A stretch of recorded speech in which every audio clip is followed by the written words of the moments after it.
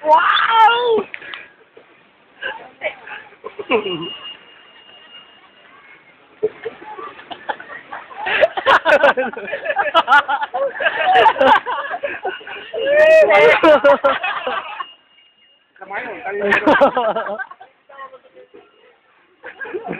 Ano ba? Daming tao. Lang mo. Jay, man.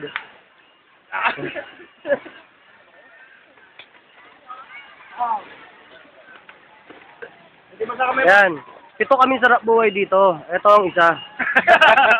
Wala, yan ang founder. Founder.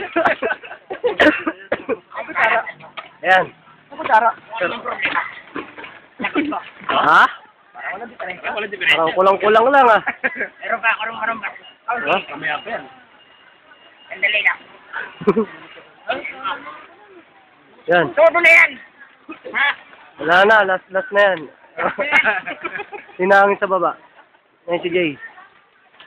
Pangalawang sarap buhay. Amen. Amen. Kutsara. Yan si Albert. Alam mo. Walang kaalam-alam. Parang walang diferensya. Ha? Ha? Ha? Ha? Ganun Ha? Alam mo, problemadong tao yun. Sarap buhay. Ay, kutsara. Ito ang ano, Yan si Lando. Ang aming buhuting pangulo. kaya lang, tatanong pa. Tama lang yun. Maligaw. Oo, tama.